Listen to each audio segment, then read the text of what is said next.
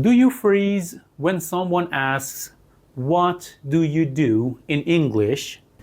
If you do not know what to say, you feel lost and miss a chance to make new friends. In this video, I will teach you the exact simple phrases to fix this today. I'm Teacher Cord, and let's get started.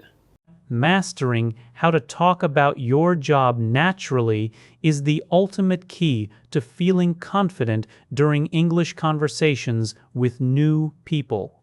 Imagine standing at a busy networking event or a friendly weekend barbecue, and someone walks up to you with a warm smile and asks, "So, what do you do if you freeze, stutter, or just say, 'I am an accountant,' and then look at the floor? You miss a great chance to build a real connection." Hi everyone, I'm Teacher Cord and welcome back to the channel.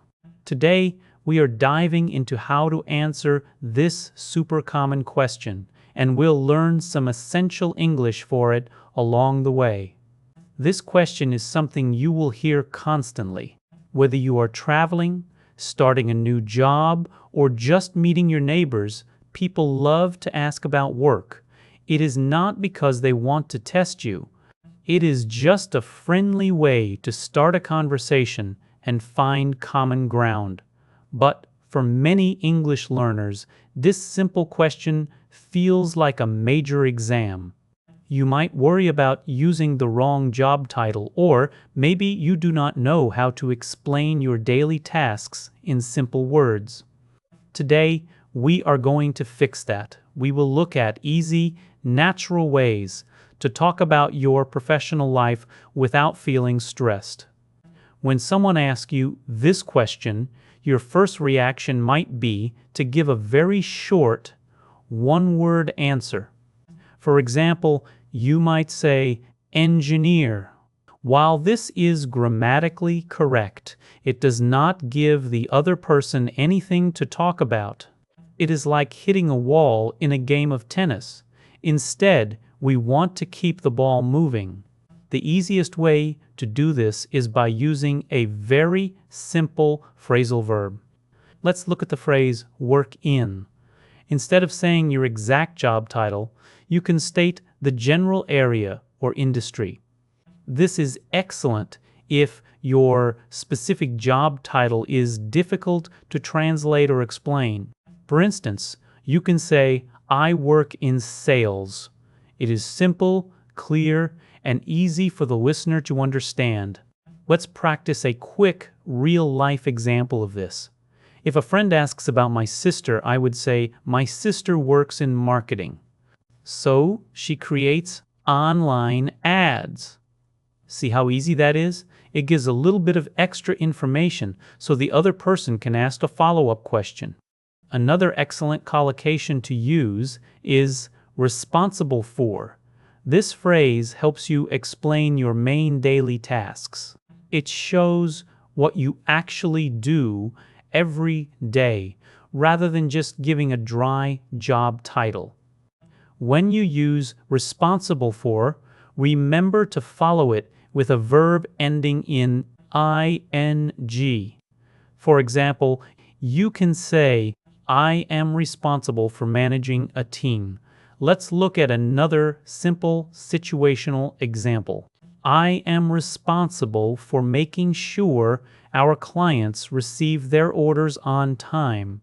This gives the other person a clear picture of your day-to-day life.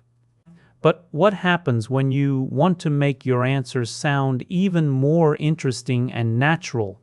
Let's listen to Sarah and Tom meeting at a local community event to see how they handle this first part of the conversation. Hi, I'm Sarah. Nice to meet you. Nice to meet you too, Sarah. I'm Tom. So, what do you do, Tom? I work in education, and I'm responsible for training new teachers. Oh, that sounds very interesting and quite busy. It is, but I love helping others grow in their careers. I completely understand. as I run a small graphic design studio. That is amazing. So you must design websites and logos.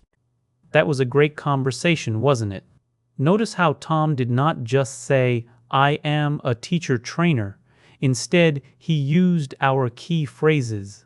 He said, I work in education, and then added, I'm responsible for training new teachers. This gave Sarah a perfect opportunity to keep the conversation going. And did you notice what Sarah said? She said she runs a studio. The phrase, run a business, is a fantastic collocation to know. It simply means to manage or control a business. Let's look at a simple example. My uncle runs a small bakery in the center of town. It sounds much more natural than saying my uncle is the owner and manager of a bakery. Now, I want to share a quick story from my own life. I remember my very first networking event on October 12th many years ago. I was so nervous. When someone asked me what I did, I panicked and just said, I teach. The conversation stopped immediately. It was so awkward. That is when I realized I needed a better approach. In many jobs, we do not just do one single thing. We often have to handle different tasks.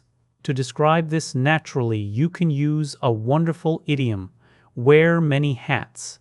When you wear many hats, it means you have many different responsibilities or roles in your job. For example, if you work in a startup, you might do sales, customer service, and office administration. In a conversation, you can say, in my new job, I wear many hats because I do both sales and customer support. This is a very common idiom that native speakers use all the time, and it makes you sound very fluent.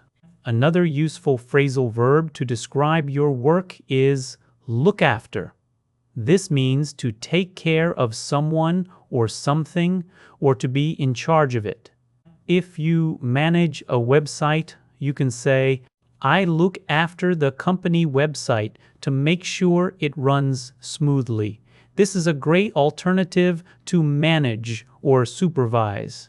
Keep listening because next we are going to learn how to keep the conversation going smoothly after you answer. Now that you know how to talk about your own job, there is one more crucial step. A good conversation is a two-way street. You cannot just talk about yourself and then stand there in silence. You need to show interest in the other person. How do we do this naturally? The easiest way is to ask the question back. But instead of just saying, and you, which can feel a bit lazy or robotic, you can use a warmer phrase. A great line to use is, what keeps you busy? This is a friendly, open question. It is wonderful because it allows the other person to talk about their job, their hobbies, or even their family. It does not force them to talk only about work if they do not want to. For example, you could say, I really enjoy hiking on weekends, but what keeps you busy during the week? This is a very polite and engaging way to connect. Another simple option is, how about you? Which is also very natural when said with a friendly smile. Now let's listen to Sarah and Tom again at the end of their conversation to see how they keep the talk flowing. Yes, I design logos, but I also wear many hats in my studio. It sounds like you look after everything by yourself. I do, which keeps me very active, but I love it. That is wonderful. And what keeps you busy when you are not working? I enjoy cooking Italian food and going for long runs. That sounds like a great way to relax after a busy week. It really is. So how about you, Tom? I usually play tennis or read history books on the weekends. Today, we covered some really useful ways to answer the question. So, what do you do?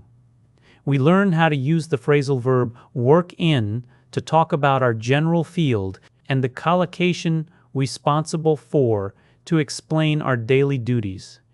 We also look at the natural idiom wear many hats for when we have multiple roles and the phrasal verb look after for managing tasks. Finally, we learned how to keep the conversation balanced by asking, "What keeps you busy?" or "How about you?" Practice these phrases this week, and you will feel much more confident the next time you meet someone new. If you found this episode helpful, please like the video and subscribe to the channel for more practical English lessons. Thank you so much for listening, and I will see you in the next episode.